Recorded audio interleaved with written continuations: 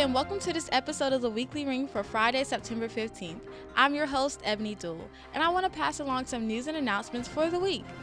For those of you who watched last week, sophomore Destiny Collins was challenged to abandon her cell phone. It's in this box, and she's going to get it back right after these announcements.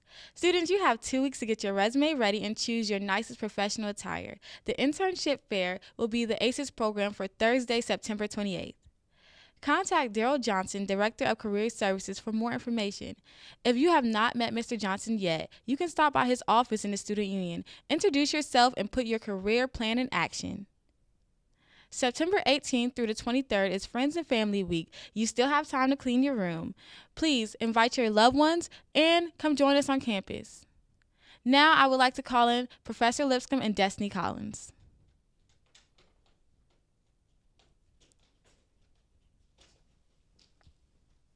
Hi, y'all. Hello. Hi. So she did it. She did it, right? You did it? I did it. Congratulations. Let me just say I stand corrected. I didn't think you or anyone in the student body could go without your cell phone for a week. I stand corrected, and you've done a great job. Thanks, Lipscomb. So are you ready to get your phone back? Yes. Okay. Hey, how many messages do you think she missed? I think Destiny missed like at least 500 messages, like 10,000 phone calls, and so many emails. Well, you've been checking your emails, right? Not since Monday. Oh, wow. Okay. All right. Oh, I don't see it in here. Along with this $20 bill, I'm a man of my word. Here you are. I didn't think you could do it. And there's your phone in there if you want to grab it. Come to Mama. Okay.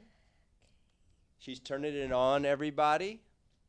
The moment of truth. Oh, God. Hope the battery still works. Okay, I see the little Apple sign now. I hope it ain't dead. I doubt it. Okay, it's not dead. It appears to be starting slowly. Any moment now. Any I wonder. given moment. Okay, I wonder if these phones are maybe designed so if you turn them off for a week, that they erase all the data. You think, okay, now it's asking for a code. She's gonna punch that in. We won't tell you what that code is. Okay, now it's on, but I don't see any messages. Wow. Oh, nobody missed you. Uh-oh. Well, maybe it'll come in a moment. Let's see. So hit something on there. Let's see what happens. Make sure you're not on Do Not Disturb. No. You are on Do Not Disturb. Okay, she's taken off Do Not Disturb. Let's go back to your home screen. Uh-oh. Oh, it's starting. Uh-oh. Oh, wow. Uh-oh. Okay, go back to your home screen. Uh-oh. Uh-oh. You hear that? What is the date on those? These I keep saying now, but they're not from now. Okay, they're old? Got to be. Okay. Wow, they're starting to pile up. Wow, Destiny.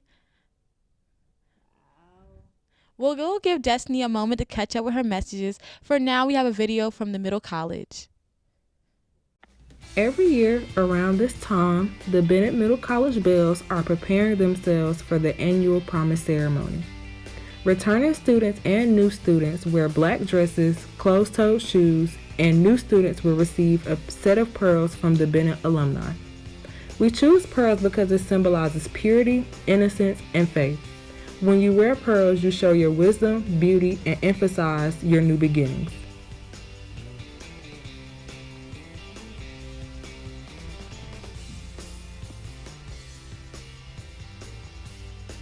You now see the bells lining up as they get ready to march in.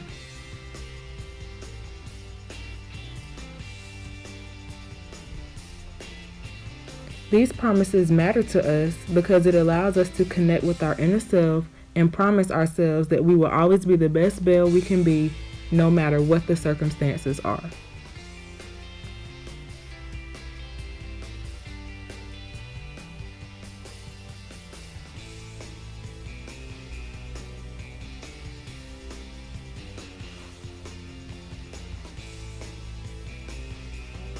After lining up, the new bells and returning bells walk gracefully to their seats, and get ready to affirm and reaffirm their promises.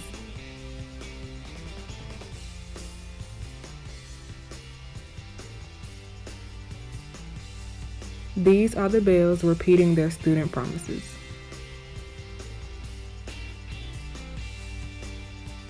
Now you see my mother stating the parent promises. These promises are important as parents vow to be committed wholeheartedly to their daughter's education. This is our principal, Miss Maxwell. After receiving her pearls from her bigger sisters, this symbolizes that no matter how old you are or what you accomplish, your Bell sister will always be there to support and love you.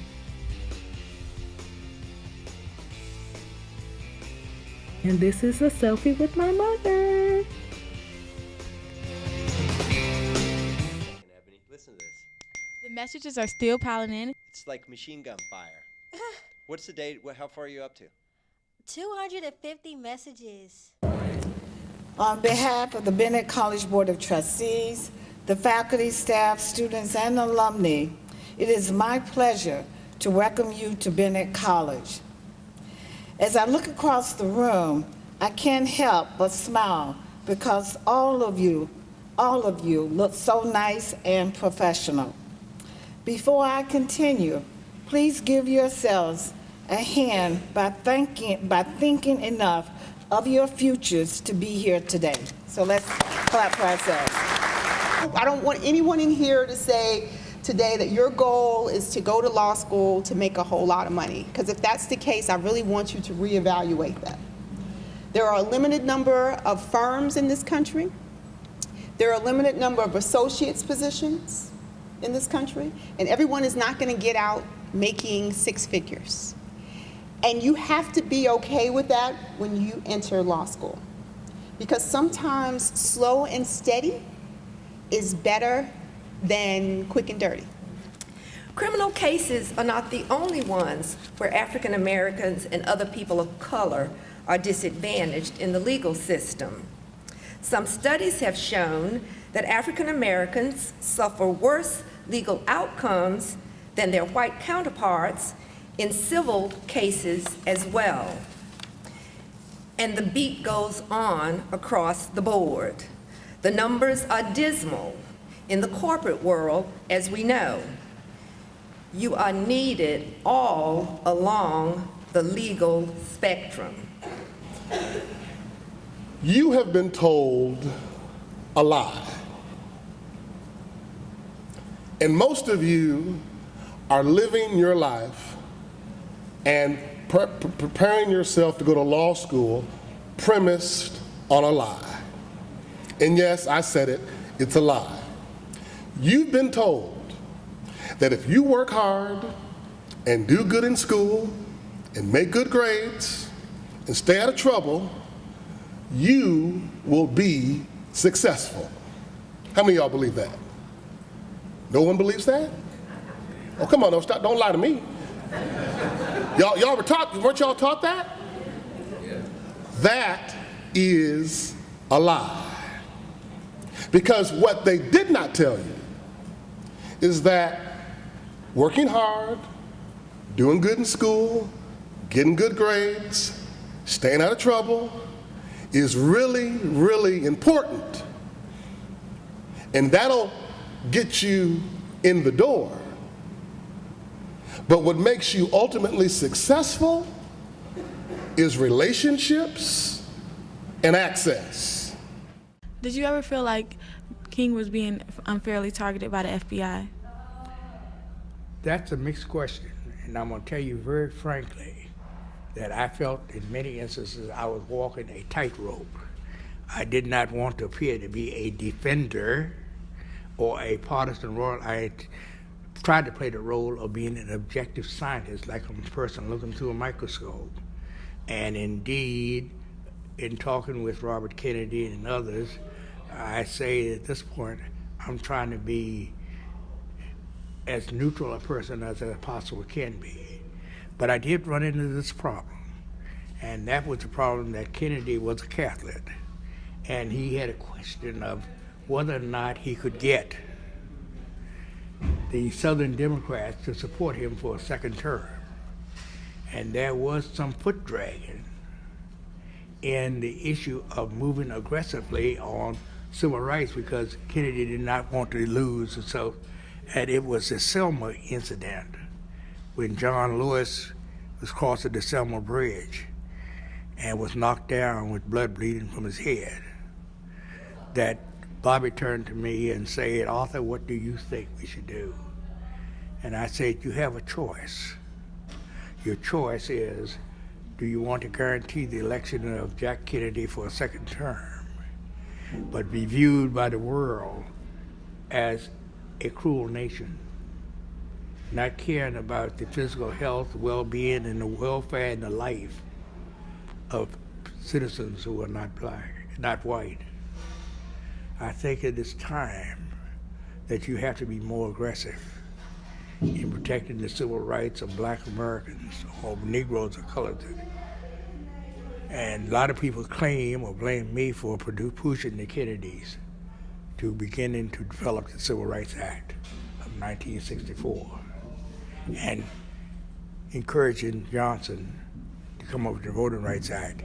The Selma Bridge crossing and the dogs on the young girls like you and the boys in Alabama were the turning points in the civil rights movement. And I was on the tightrope of telling them what they should do. Well, Destiny's still checking her phone. How's it going? It's going good. A lot of people have contacted me through like Snapchat and stuff. They ask me like, "Are you alive? Are you okay? What happened to your phone?" Like, there was a lot of concerned people, and I felt really important. Did you miss any obligations, or did you miss any information? Yeah, I missed going to the gym with my trainer today and Tuesday. So he texted me today and asked was I coming, and I couldn't respond. So I know he feel like I'm bad. So that's on your calendar? Your calendar's in your phone too, right? True. Okay. What's it been like for friends of Destiny? Okay, you and Destiny are friends. Is it about the same being friends with her phone? Or is it different? No. I feel like Destiny without her phone is way more dependent. I definitely had to look out for her more and kind of tell her what was going on in our classes and keep her updated and still in the loop. And Destiny met a couple of guys and gave my number out. So, yeah. How exactly did that work? I would tell Destiny what they text, and Destiny would tell me what to text back. Destiny can explain. Okay. I met a guy on Friday. He wanted my number, and I said, sure. And I gave Ebony's number to the boy, and we've been in contact through Ebony ever since, I guess. Okay, so I have a question. Why wouldn't you just tell him your phone was like in the shop or there was something going on with your phone and get him to email you? Because I think that had to be a lot. You trust your friends to send back messages as you? Don't you worry they would screw something up? First off, with the email part, I didn't want to email him because that was a little bit too embarrassing. I didn't want to think that I didn't have a phone. Second of all, I would tell Ebony what to say, then she'll send it. Did she ever go off script? No, she did not. Did you ever go off script? Sometimes I have to take things into my own hands. See, that's really risky. And so now that you got your phone back, are you a lot happier about things? Absolutely. I'm over here just scrolling through messages, see what I can look for. Convocatrum X is the induction of fresh women and transfer students into Bennett College. In this tradition, the girls get ready and lined up in the gym and make their way down the streets to the building gates. Faculty, student, and staffs then march into the chapel. After being seated, there's a short program, and then the students get in line and shake hands with the president, and then the girls make their way off the stage and touch their name in the book. The president then welcomes and gives advice to the new students. When the event closes, the chapel sings the alma mater, and students begin to go back to their classes and enjoy the rest of their day.